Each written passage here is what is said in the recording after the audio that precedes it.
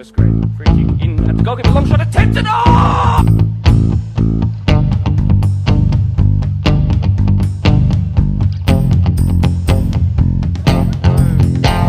Great kick pass out wide. That is fantastic. That is sensational. And then the winner.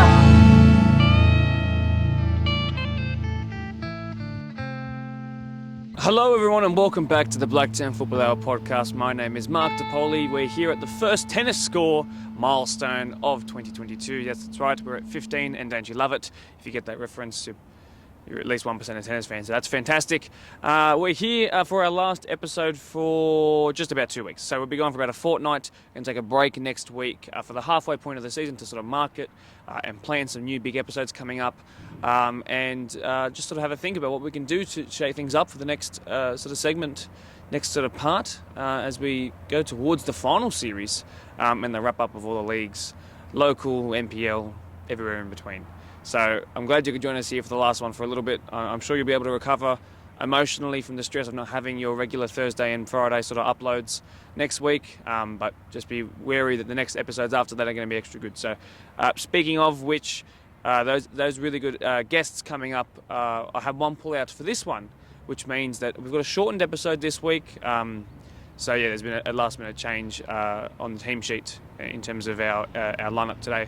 But what I did was with the one guest that we did have in preparation for this weekend's match of the round in our association was I actually added some more questions and kind of a shake up from what we have usually, what we usually ask our match of the round guests, so the coach and captain or someone from the leadership team. So stick around for that. It is the boys from Quakers in the PL1, but do be aware that they're going to be grilled with some pretty tough questions, which includes, yes, they're in a very good position right now, but they've lost to a team who are sitting just below them twice now, and they won't be able to change that unless they make finals. So sort of the mental battle of that and what goes on behind the scenes and how they approach different teams. So it's different to the usual, how are you lining up this weekend, which has its value, of course, but I think it's particularly good. So stick around, and if you're aiming to ever be at Premier League level or you want to break into that now, perhaps you're very young or you're just you're sort of on that cusp of hitting that 20s and reserve level, stick around. This is how you can sort of learn to make it. I think it's very valuable. So we've got plenty of good guests lined up. I'm already in the contacts for what we're going to do for episode 16 and beyond, so do stick around. Of course, we've got our results to go through, our goal of the week, everything, highlights, packages, so that'll all be there as normal. And I think we should get into that. So, shorter episode, of course, like and subscribe either on YouTube or share it around if you're on Spotify. No matter where you're listening to, it'll always be the Blacktown Football Hour podcast, except for this week, which will be about probably 37 minutes or so. So I flip my page over. Let's get into the results. And the first set of results are actually on the halfway crease that I've got here. So let's work with what we can. So in our All-Aids Women's First Division, which is the best female competition that we have here in BDSFA, but also in GDSFA as well, Parkley smashed Mariong 9-0, while Rothermere put the same amount on Doonside. So two of the top teams this season, and particularly Rothermere, the latter one, the best team so far on the leaderboard, it says. So 9-0, 18 goals between those two games. And then that game will be happening between those two, Parkley, which is our best here at the BDSFA and the best that the GDSFA has to offer, will be on the 26th of June, Sunday. So that's not far away at all, so stick around, keep an eye on your social media feeds. It's going to be an awesome one. As well, I'm losing my paper here, but Greystanes beat Quakers Juniors 3-1 as they push themselves up into similar positions as Parkley and Rothermere. And also, as well, Holroyd reminded everyone of their quality, 8-1 winners at Glenwood. There were some midweek games as well, which I'm really struggling with my paper here, but Greystanes beat Doonside 2-0 and Glenwood drew last night with Quakers Juniors at a score draw. I look at the table, it sees Rothermere still out in front with almost a perfect record from their 8 games. They've had 7 wins, 1 draw. And then below them, like we said, is Parkley, is Greystanes and Holroyd. So the GDSFA one's really stepping up this year. Good to see our girls in Parkley being up there. So keep an eye on that. It's one of the tightest competitions we've got to offer. We'll certainly be wrapping you up on that. So wrapping that up each week for you on the podcast. Our random league of the week, as you might remember from last week, We started this, so I just randomly selected one from our competitions list. This week is the over 35s men's first division, who play on Friday night. So they'll be playing tonight. Last Friday, though, Ropes beat Lords 3-0. Newbury beat Marsden Park. Workers beat... I didn't write down the score for that. How strange. Anyway, Workers beat St Pat's 4-0, Tigers beat Minchinbury 4-2, Prospect beat Eastern Creek 3-0, one of the two Eastern Creek sides, while Ropes played a second Eastern Creek side, like I said, 4-3 in what was probably the game of the round. Marsden Park and Tigers played with the latter, the winners on Tuesday night, 4-1. Have a look at the table here as I put it up on the screen. 9 wins from 9s for Ropes Crossing Red, so one of the two Ropes Crossing teams. That's amazing. Might have to chat to your coach as well. Prospect in second are 9 points behind, so that just tells you, even though they've got a game in hand, 9 points behind, only 8 or 9 games played for each team this season so far. It's amazing. So that Ropes Crossing Red team are really something special. The battle for top 4 is critical. 5th and 6th, Prospect, Workers, Lords, Eastern Creek Reds, that is, St Pat's, they're all kind of in the running. But I mean, and even really down to Minchinbury, as you can see, anyone can still, sort of Minchinbury upwards, could make those final series. So that'll be a nice league to watch out for, and I'll keep my own eye on it. The Spartans boys took on Olympic away from home. 13s, who have improved all season. They went down 2-1, which is a lot better than when they first played them here at Blacktown Football Park at the start of the season, the very start of the season, and I think it was about a 6-0 loss that they had. So progression is better than regression. While the 14s suffered a 3-0 defeat, as did the 15s, but then the 16s and 18s finished the day really nice. So the 16s got their revenge, as their coach Ferdinand, who's featured on the podcast before, is calling it. Revenge, perhaps just making sort of amends for the poorer performance they had against them at the start of the season. They won 2-0. And then the 18s hit their sort of best stride, maybe their best performance of the season, a 4-1 win. The men took on Spirit here at home. The 20s lost 2-0. The first grade drew 0-0. I can show you the goals from that game now. Hilarious. I know. The girls on Sunday took on Macarthur here at Blacktown Football Park. The 14s stayed top of the table, 4-0 winners. The 15s were 3-1 winners. The 16s with an emphatic 8-0 win. And the 18s played the most entertaining match of the day. I've tried all week to get the footage off of Macarthur because they had a VO here, but I couldn't get it, so I'm so sorry. But basically, the two goals that were scored, one was direct from a corner, so over there.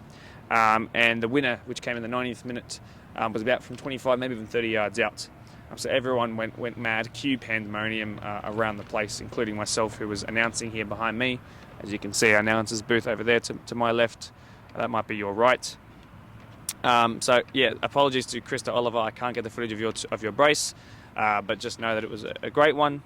And then, of course, the reserve grade won 3-0. A real confidence booster, 2 wins on the trot, and I can show you the voiceover highlights from that now. Trying to make it 2 wins on the bounce for the first time in 2022, Blacktown Spartans women's reserve grade wouldn't have it easy against Macarthur Rams. After a couple of minutes, where both sides were finding their feet, it would be the visiting Rams who came forward with the first sight on goal. The offside flag would have cancelled out this, but it wasn't needed in truth. The first of many critical saves by young Matilda's keeper Anna Norton. Spartans' first real sight on goal came from distance. In the end, easy pickings for Rams' keeper.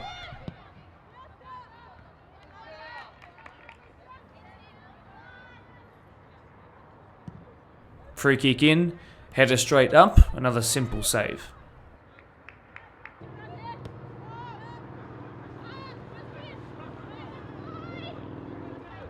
Calls for a foul waved away, however a free kick was then given in our favour not long after.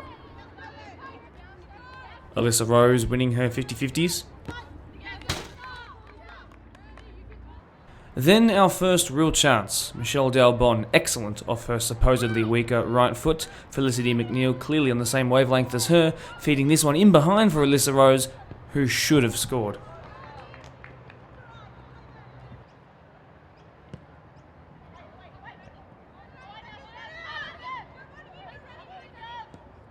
Into the second half now. The first ball in from the corner was dealt with really well, but as the second phase began, Macarthur had 2 glorious opportunities to put themselves ahead.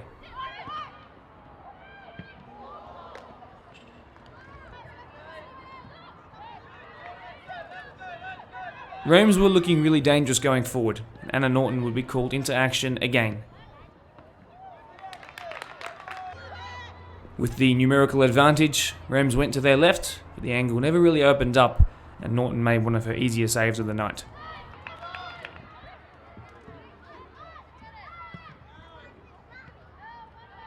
This would shock the Spartans into gear.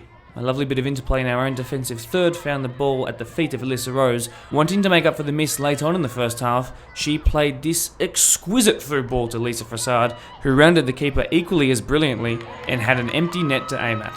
1-0 Spartans, cue Hey Jude.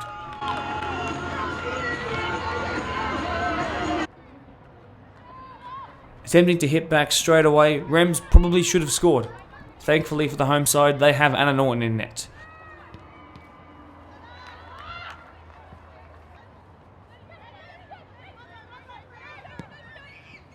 Perhaps the save of the night, readjusting brilliantly and reaching for the heavens, another great save.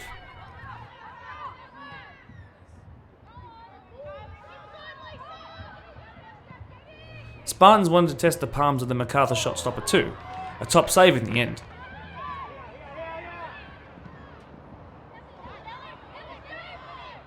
The camera just missed this one, but Norton was determined to keep a clean sheet. Brianna Buccini's long throw-ins have caused havoc all season. Here, an awkward bounce, a Dalbon flick on, and Lisa Frassard at the double. A brace for the in-form attacker.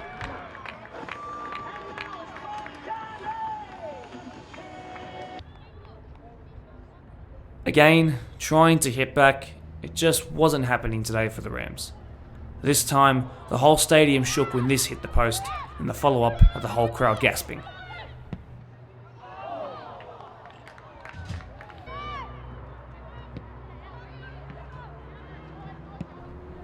With numbers pushed forward, a thumping clearance forward found substitute Hunter Sinclair, who somehow twisted the ball around the remaining defenders to give Michelle Dalbon the chance to put her name on the score sheet, and that she did. Another exceptional move by the girls, who were now 3 to the good late on in the game. It would also prove to be one of the final chances.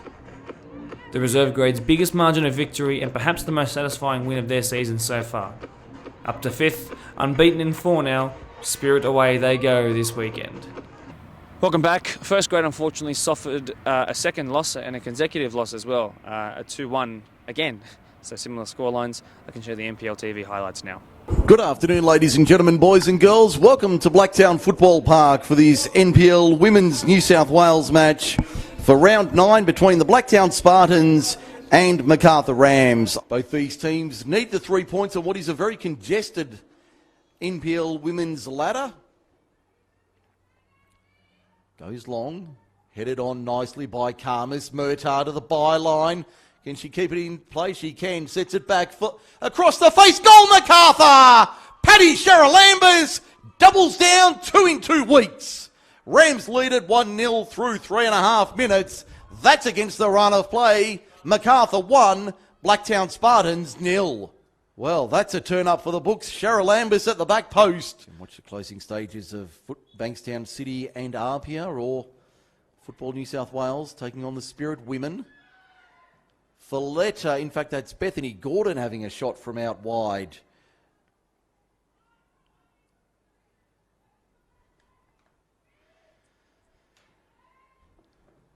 MacArthur on the attack here, just outside the 18-yard box. Home side's defence. Murtagh, can she create something? Karmas, did she stay on side? She did. She wasn't sure. Murtagh again on the right. Sends it in, pinballs around. Karmas pulls the trigger, threads the needle. What a finish. What a finish from Lena Karmas. How about that one? Karmas with a beauty, threading it. 26 minutes down. And MacArthur doubles their advantage through Lena Karmas. That's a welcome addition to the goal scorers list for the visitors. Lena Karmas, that's her first goal of the season as well. So MacArthur being dispossessed. Blacktown trying to mount something here late in the half. Crofts across the face of goal. With that effort, the assistance flag on the far side of the ground went up. Murtagh for MacArthur. Now Sherrilambers. Murtagh pulls the trigger. Didn't miss by far either, Laura Murtagh. That was a good shot. Nice ball down the right-hand side. Here's another chance. The cut back. There's Crofts having a shot. Charalambous intercepts. Does she want a shot from range? She'll pull the trigger from outside, and James says thank you very much. Near post of Sally James, her left-hand side. A lovely finish there to make it 2-0 to the visitors. They have possession, trying to clear their 18-yard box. Shot comes in. Good save, Brianna Clark. Caceres, Murtagh, flag stays down. Laura Murtagh, back post. Oh, that should have been 3. Now, Markovski has a look. Let's keep their position towards the top of the ladder with University and Apia. Men's and women's NPL competitions, plus League One in the men's competition as well. Here's a chance. Murtagh! Gee whiz, there was 2 coats of varnish in it. Comeback starter. All to the back post. Up they fly. It is. It's in! Naomi Chinama with the header. Chinama with the header for the goal. So it's 2-1 on 78 minutes. So we have got that grandstand finish. 12 minutes remaining. Blacktown Spartans 1, MacArthur Rams 2. Didn't go straight in at the second effort. McComiskey sees it straight back out. Shot from outside. Well wide. Blacktown. If you're just joining us late in the match, it's Blacktown 1, MacArthur 2. A shot from the right edge of the box. Use the corner flag as her friend. Suniga comes in for assistance. Chinama. Oh, nice work there. Found Caceres though. Folletta happy to again use that corner flag. There's the final whistle. MacArthur holds on for a...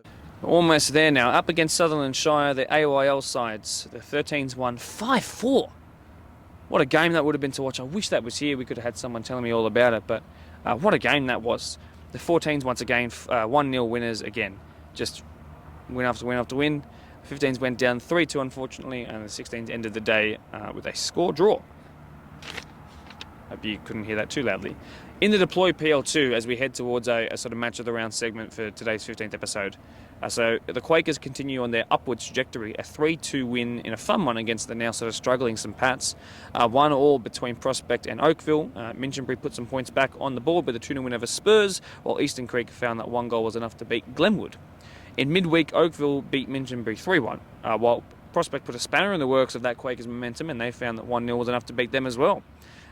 This has Eastern Creek in first, Oakville now 3 points behind, Tigers 1 point behind second with a game in hand though. Prospect then as well with a game in hand are in fourth as they move back up. Minchinbury, St Pat's, Spurs and Glenwood below them in that descending order. In the Deployed PL1, Doonside were 4-1 winners over Parklea, while the Quakers boys, who are the guests of today's episode, beat Mariong in a huge game for them. Pond slipped up in the title race, 3-3 with the match of the round opponents from this weekend, where we'll be at Labor Sports Park as well. Workers, Ropes Crossing beat Riverston in the match of the round. That was 3-1, and I can show you the highlights for that now. Get keen for the third goal, particularly. Here is Deng Emmanuel Mabok, who feeds it forward to find his longtime friend Ernest Rees. Stevens, really nice touch, and Stevens now into the box. He takes it right outside the box. He should have taken another touch as he fires it wide and high. We'll have to collect his touch from the ground, but he's got back up onto his feet, squares it across, and that should have been the first. Will they finally clear it now? And then on the follow-up is Bazzino, and he couldn't get... He's got 3 goals this year, same as Giuseppe on the other side, and now a 3v3. Is that man onside in a foot race here? Similar height, similar stature, similar pace as well. What's been given? And I've found his stride just yet, and this is a huge chance. How has he been left with this much space? And now he has the chance to finally put his team in front and sort of change momentum a little bit. He's slowed down. I can't quite tell exactly who it was. I don't have a replay next to me today. As Javinda and Stevens in again, and what a tackle that is. Trevathan, who skips past one, skips past the other, skips past the third, but loses it just a little touch. What a ball that could be. It skimmed perfectly to him. Can he finally find the first shot on target for Ropes? No, just too long on the ball. First time goalkeeper here in the match of the round, and then thinks about the spectacular from distance. Nice save. Switch, this is where it's so effective, that back 5, back 3. Couchy now up against Luke Graham. Can he bomb it into a good area? Stevens! What a save at the near post. Bazzino did well Only as far as that man Martinson, who's dropped. Oh, what a perfect header pass, but by a person in a red shirt, and that will be the first goal. Trevathan absolutely gifted it by Riverston Schofields, who have come undone. Very similar to how they actually scored goals against Doonside a couple of weeks ago, pouncing on defensive errors at the back. Fabiano's still on the left, though. Oh, he's through. Laxamana unmarked with a chance to square it to Reese as well. It's Paolo Laxamana! A really, really sharp save by Jordan Davidson. Laxamana looks to be playing a little deeper. There's Reese, the furthest player forward in a red jersey at the moment. Crossfield switch is nowhere near good enough. Given away. Giuseppe Fabiano there. And then Martinson, and then Fabiano now. Fabiano! All their own fault, Riverston. But Fabiano pounces on the loose ball. Started it there, played a simple 1-2. Received it, finished at the near post. And Reese just found that went over his head. Oh, can he win it back off the defender? It's now Ernest Reese. Why did he go first time? Forward Enriques, and then is that a chance? Is there a penalty there? Or is that a free kick? Here it comes. Through the wall, and it didn't beat the wall. And as this ball comes in, then they'll have to defend. I'll leave the history lesson for a second. It's going to go towards Stevens, who flicks it on. A block is there. And the follow-up shot now. A deflection. What a save! In it comes. They're going to have to defend and be sharp to it straight away. A couple of step-overs there. And now can he fizz it across the face? And then, yes, off the crossbar! And in! We have a game on our hands! It's Deng Emmanuel Mabek, who got forward from the set piece. They played it way too quickly for the liking of Ropes. And just like that, a chance so similar to what they had right on half-time, if you remember, before they went and conceded. Beatles being the song that went with that. And now forward, Mabek looking for an unlikely brace. He's absolutely cleaned up. So Ronaldo was the Ballon d'Or winner off of the back of Portugal, his host, his country. He represents, of course, and his side, Real Madrid, won the Champions League final in Milano at the San Siro. Long shot attempted by Giuseppe. Oh, my word! A brace and a half for him, Fabiano. After the mention of Milano, his favourite Italian side, coming off the back of a league win for the first time in 11 years, goes and marks it in the match of the round occasion with a sensational thunderstrike at Joel Craig's near post. Now he clips it in with his strong left foot. Keeper comes and is really, really, really brave and did really, really well.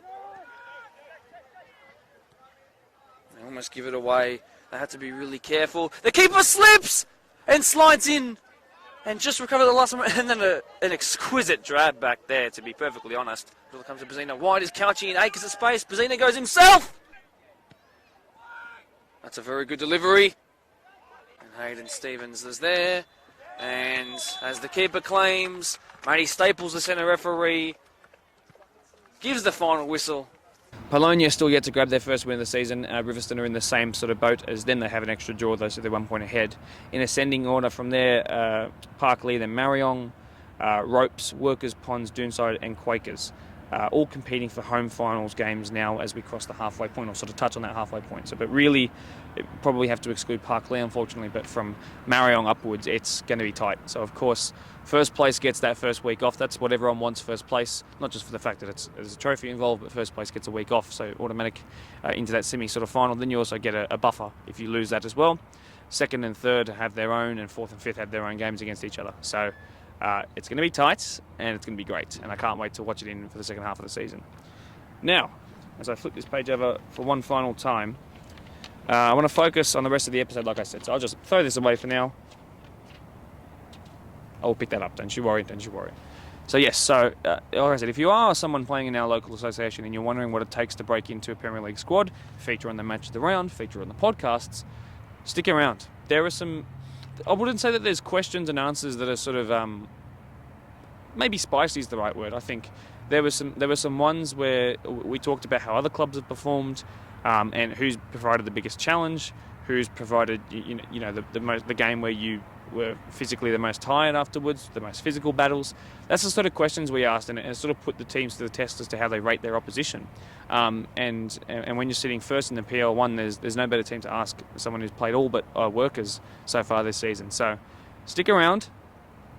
I hope you enjoy it, and I'll see you at the end of the episode. For our first and only segment today for the Blacktown Football Hour podcast, just before we go on a break for the long weekend and halfway point of the season, I'm joined by Jono Pelazon and Jules Bombard from Quakers Hill Junior Soccer Club. Currently, and they really like to hear this when I did say it to them before we went live, the best team that we have out of the 700 plus that we have here in the BDSFA, first in the PL1, which is our premier competition. So it's good to have these guys on. I think if you're a young player watching along or a young coach, this is an example of a team where you can learn a lot, and so that's why we bring them on. They have a game that's been brought on them quite quickly up against Workers this weekend. Workers will feature in the next match of the round when they're featuring again in about a month's time, so keep an eye out for them. Quakers were kind enough to donate their time again. But boys, thanks very much for joining me here. How you all doing? Yeah, pleasure to be here, mate, as always. It's regular occurrence now, so might have to get some naming rights on the podcast, huh? For sure. And Jono, you had a little it was also pre-recorded, and you featured in one of the post-match interviews, but it's good to have you on here as well. So media training crash course, as we're going to call it. Yeah. So we hope we can get along just all good.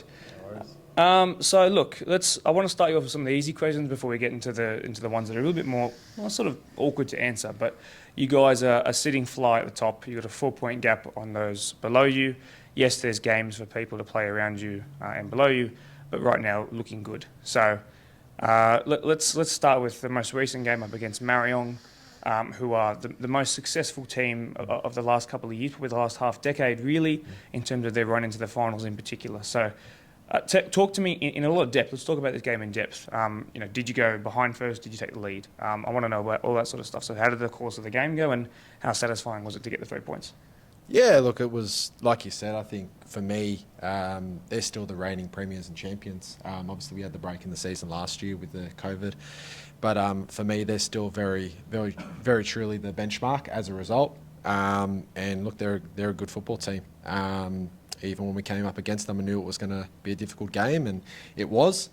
So we took the lead fairly early on, probably about 10 or 15 in, and just a little goalkeeping error, which cost us a goal. Happens. Got to 1-1. Ended up taking the lead shortly after the break, and then we obviously got the equaliser and the winner through a really good cross from our right winger Franny to Will at the back post. So, look, it was really good. We had some really good performances as well. I thought our 9 Mercer was fantastic on the night. Scored a double. Was hungry the whole game. But yeah, overall, I was really pleased with the way we conducted ourselves and had always that belief that we were going to come back, which, like I said after the game, it's a huge thing for us mentally going forward, because most of the time we haven't had to come from behind because we've just gone out and been in the lead and then cruised.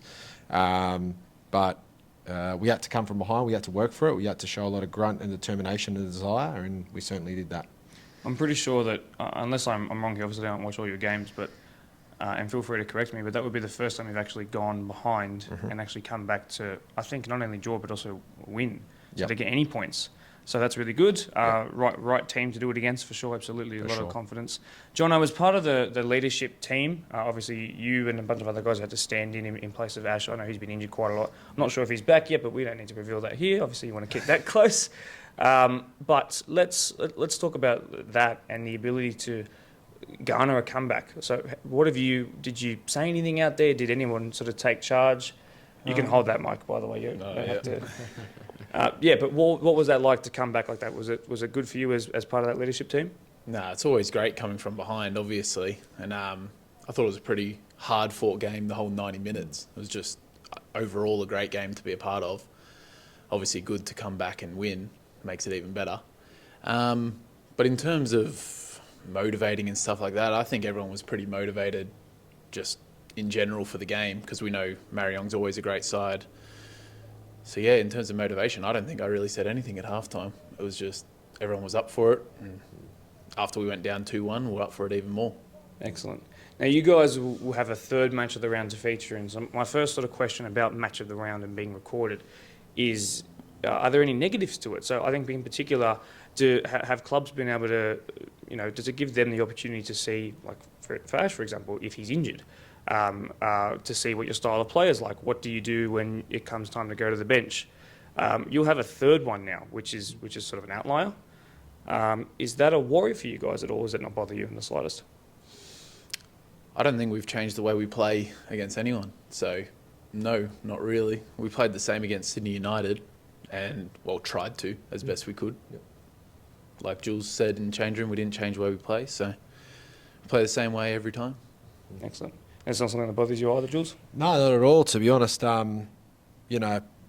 Look, it's exactly what Jono said. We don't change our style. We worry about ourselves first and foremost, and believe that if we stick to our principles and philosophies, like I've said before, then most of the time we have that expectation. Or sorry, I should say all the time we have that expectation that we're going to get the 3 points.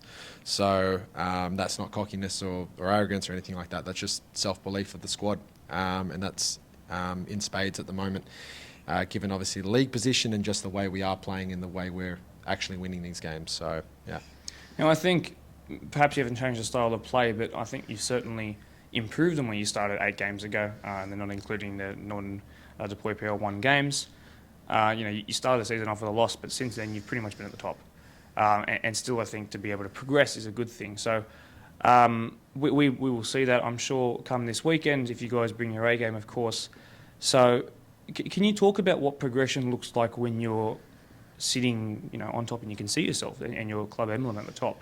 How do you still come back and get to training and re-motivate and keep pushing to be better?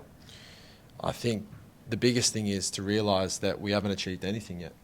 That's the biggest thing, is that yes, we might be at the top of the table, but there's teams that are below us that, for me, we have absolutely no pressure being at the top of the table because, like you said, there's some teams that below us that have games in hand. It's up to them. The pressure is actually on Ponds more than anything, because they've got games in hand. They win those games in hand, they're on top of us. So that's the first thing. We have expectation, but we don't have pressure. I think that's a big thing.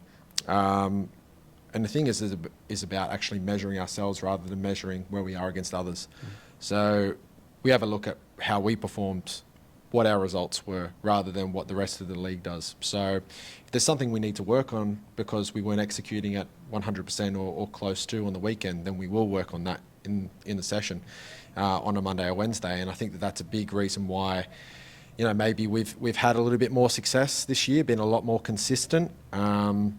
And yeah, as a result, we're obviously sitting pretty at the top at the moment, but still a long way to go. Now, I know when we spoke last time, post Sydney United, and just before Polonia, I do believe, you said that you'd gone back and you'd watched the game that you had already featured on, and that's a chance for the resource that we provide here at the BDSFA to be of benefit to you guys, and not just the clubs themselves and teams themselves, not just the viewers. But there's something I want to touch on as well in terms of that motivation and still needing to win something. What does squad depth look like for this guy at this point of the season for you guys, in terms of how many of those resis, how many of those 20s are pushing to be in that first grade spot? Because I can imagine that when you are performing... Oh, you're kidding me. Back from the lights going out, exactly where I was, I'm not sure. But in terms of squad depth and players pushing up... obviously, I'm sure you're one of the first names on the team sheet, so maybe it's not as much of a concern for you. But for you personally, how are you still making sure that you're putting your best foot forward in training and making sure that you're number one pick? Oh, that's a difficult question, actually. Well, it's difficult when you're at the top, I think, because maybe you can cruise and you've got 4 points on the 2 below you as well. Yeah, they have games in hand in third place in Ponds, but you still need to go out there and not rest on your laurels. So how are you doing that in particular? Oh, for me, especially having to step up as captain while Coe's out, I don't know, that's kind of a bit more added fuel for me to just perform at my best. And, I've always been pretty vocal from the back, but as a centre-half should be.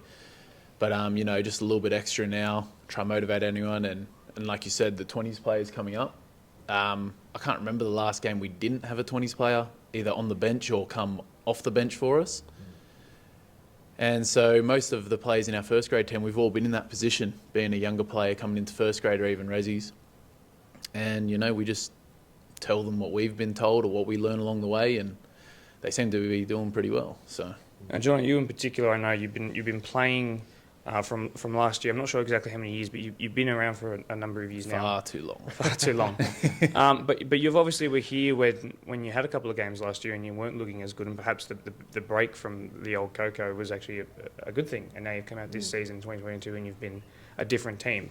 How much different does it feel now being out there? Obviously, your situation's a bit different, Jules, but actually being out there, do you feel more confident every time you go into a tackle, or you put one on the striker who rushes at you at 110% way too hard and you dart around him? How much more confidence is there in this team now that you guys have put results on the board?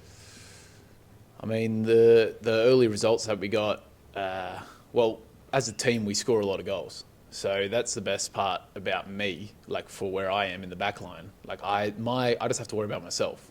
The rest of the boys are going to score. We score enough goals. If we just tighten ourselves up at the back line, that's all, like in my mind, that's all we think about back there. And then we know that we have the boys up front. They're going to be scoring goals and creating opportunities that, I think we all focus on our jobs well and do our jobs well. Focus on ourselves, really. Absolutely. I think the important question, and one that everyone's going to want to know, especially if you're in the Deploy PL1, is now, and look, I hate to be the one to just say this up front, but you have lost twice to Ponds. And it's difficult, and I said there would be more difficult questions, but that's what you guys are here for and signed up for, and now you can't leave. So they've done the double on you, which can be difficult mentally, and we've seen it, professional, amateur, somewhere in between, that even if you finish above a team but they have the double on you, it can be difficult, or they have undefeated against you.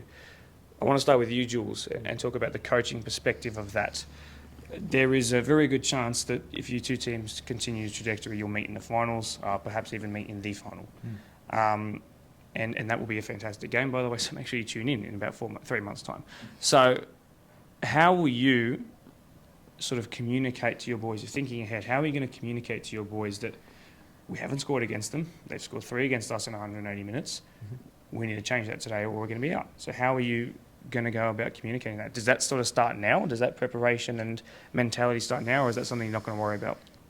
To a certain degree, it has probably already started in a way, just following the game. And look, of course, spade to spade, I think it was probably one of our worst performances that I've seen. The most recent one? Yeah, the most recent one. Okay. Yeah. Look, in all honesty, the first game, I think, looking back at it, and I did watch that back in the lead into the Ponds game, we deserved to lose in terms of we didn't take our chances when we were on top. But there were certainly a lot of chances that we had, particularly in the first probably 10 minutes of that game. And I think we, on another day, maybe we bury those and, we start the season off with a win. But the fact is we didn't. We lost. And then we performed below our expectations and below our standards. The very high standards we have at Quakers on that most recent result where we lost 2-0. So, look, the message was pretty short, pretty sweet after the game. Obviously, everybody was very disappointed with the result and being Ponds. Nobody, wants to lose to Ponds. But I just said, lads, in all likelihood, you're going to get 2 more cracks than to level it. So, and I truly believe that. I've talked to different people about, it's not counting our chickens before they hatch, but, we're the 2 informed teams. In terms of defensively, they're the sternest test that we've faced. But, there's a couple of, aces up our sleeves that haven't been revealed in the 2 times that we've played them. So we're hoping that that's going to be that little bit of X factor that may push us through. And the fact is that we both know each other very well now, having played each other twice, and probably will play each other another 2 times, probably in the major semi and the final. John, on to you. Have you felt a sense of, perhaps, is there any fear at all, or is it just we go again? No fear. I think, me personally at least, I've versed Ponds now for however many years, and the team's pretty similar. They do change a little bit, but every time we verse them, it's a pretty tough game. It's 50-50 every game. And, it's just, I think, like Jules said, we haven't played our best against them this year. First game, it's probably just first game jitters and we didn't have a full lineup. Second game, I think we just didn't play well, pretty much had our full strength team. But, we were missing a couple of people, but, you can't hide behind that. And, definitely no fear there. I think we can go up against anyone like we showed against Marion, being down with 30 minutes to go and coming back there. So they're on 14, you're on 18. They have 2 games at hand, and an easy mathematician equation will tell you that if they get 3 points in both games, they'll be above by 2. Now, do you think that's going to, if that happens, like you said, or we saw it with Burnley this year, best example from the English Premier League, even if you have the games in hand and the route to safety is right there, or the route to achieve your goals is right there, it can't be that simple. Not all the time, but they have to go and do it. So if they do, obviously it will be your worst case scenario, they go ahead and they have some points on you. How will you, have you started thinking about what kind of things you need to say in order to make sure that you don't sort of lose hope, or motivation stays at an all-time high? How are you going to do that as the coach if that does happen? I'm talking about a scenario that might not. Yeah, if no, it does. absolutely. Obviously talking in hypotheticals, but, with that hypothetical being the worst case for us as Quakers, then, so be it. They deserve in most instances, the league table does not lie. So if they do go ahead and do that, which of course they can do, then they deserve to be at the top, and it's up to us to chase them down. I think that you don't need any more motivation. If they've leapfrogged us and taken our spot, we see as our spot, then obviously the motivation is definitely there to try and reclaim that. And it's been the motivation from the start of the season to, I think in this country we disregard the premiers or the minor premiers, as some people I call it the premiers. But, certainly for me as a football purist, that's a huge thing. That's a huge thing to come first at the end of the season, be the most consistent team and finish top. So there's that and the grand final, and we want both. But if that happens, then we don't need any more motivation than to try and chase them down. Realistically, if they drop 2 points, if they have a draw where they weren't meant to, it then goes into your hands. Now you'll be on equal if they could draw 1, then you guys could both win every game to the end of the season. It's up to goal difference who separates it. Yeah. I do believe. I might be wrong. Could be head-to-head record, but either way, I'm actually not sure. I probably should know that. Hoping it's goal difference. I'm sure it's goal difference. But certainly, it does not take much, and very much we're halfway point of the results, and they're not even halfway yet. One slip up, and then it becomes in your hands again, and then it's both of yours to lose really from that point.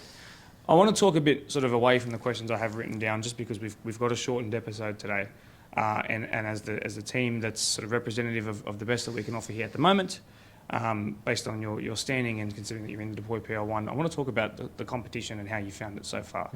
Now, this is not an attempt to put any sort of shade on teams around. What it is just a conversation of how the competition looks. We've not seen some of the teams in the Deploy PL1 just yet. We've only just seen Ropes, and we took a 419-day break in between the first time and the last time we saw them. We've not seen Workers. We're fortuitous to have a make-up game that's allowed them to have it twice. And it's good to be back at Labour as well, because it's a great place for me to commentate, actually. So I think it's worth talking about what's around us. Yet to have Marion, yet to have Pond since round 1.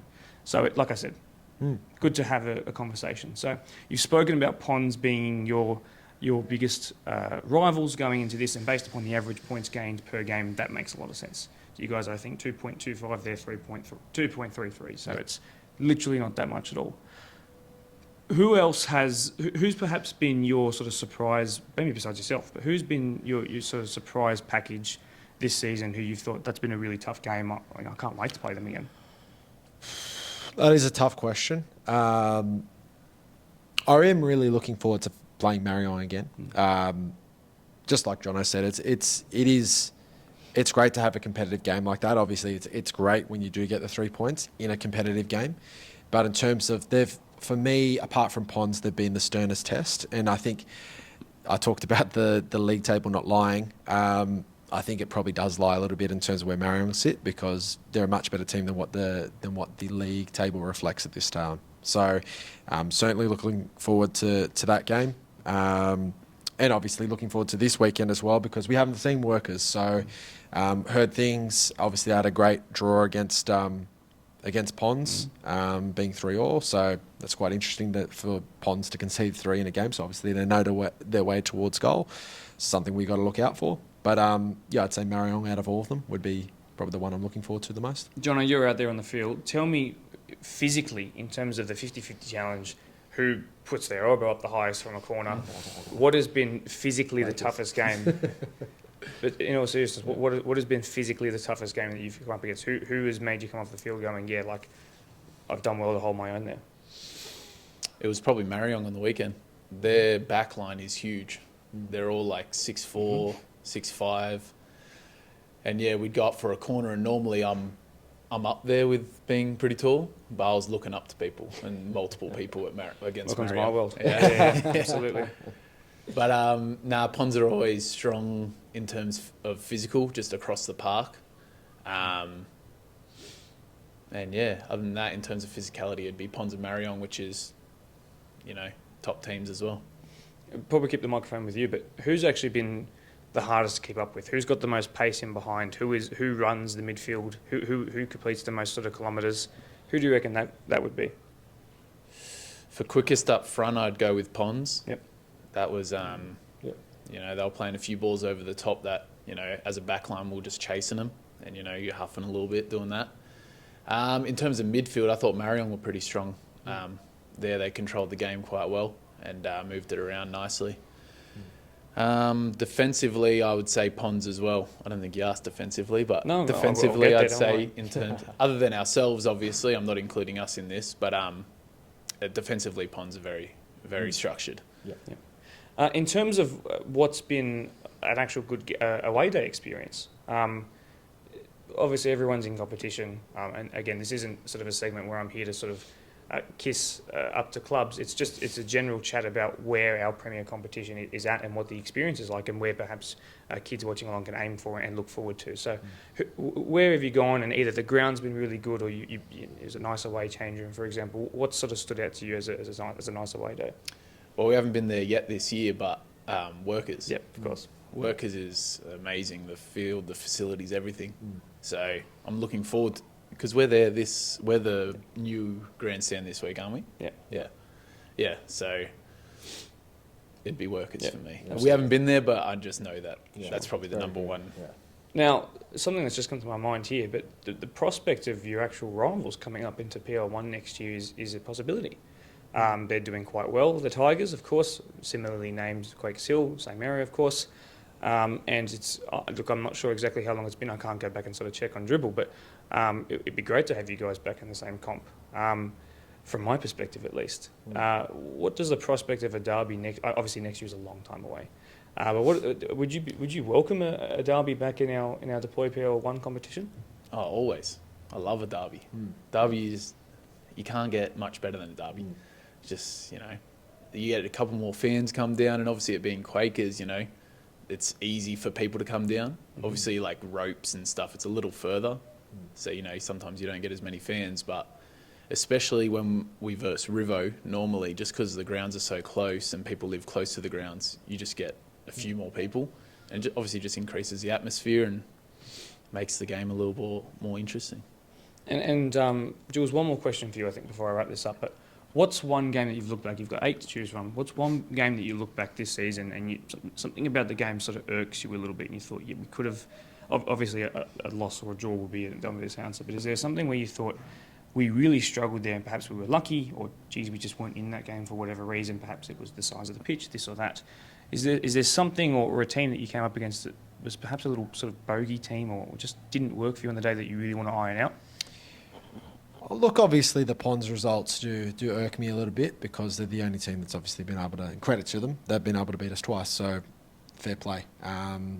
But probably looking back and reflecting on the goals that we've conceded, I probably can put my hand on heart and say, out of, I think we've conceded 9, it's 9 or 11, yes, something like that.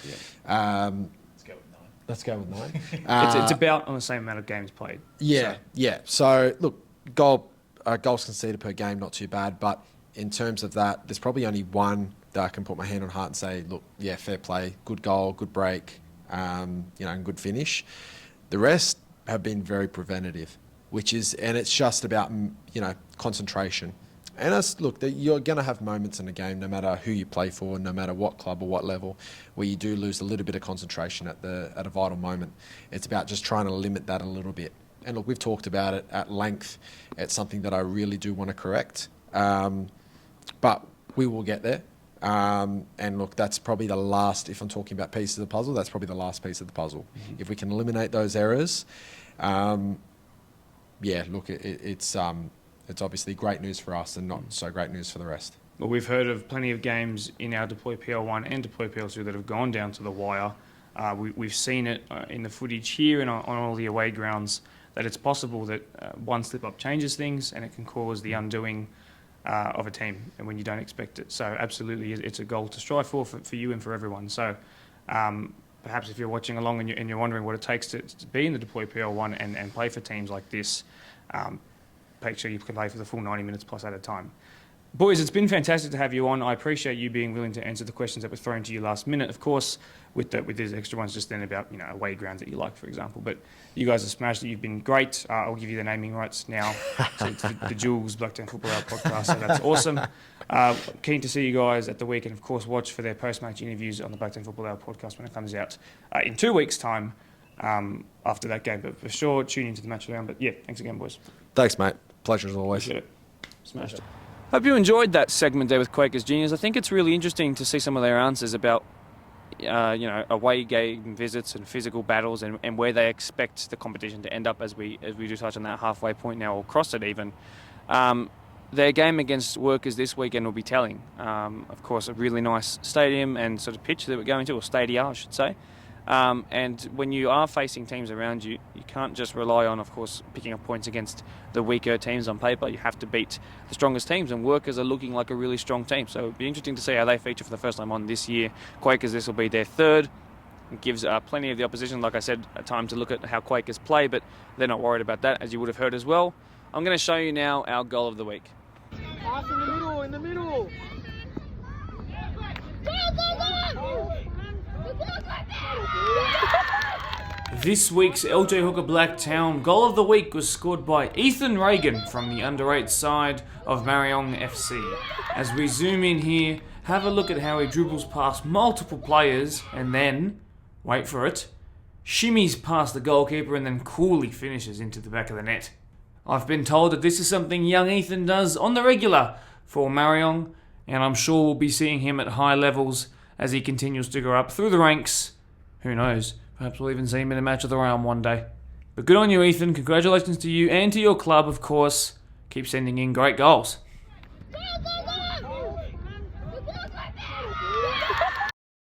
Send your entry to goal@bdsfa.com and make yourself a goal of the week winner.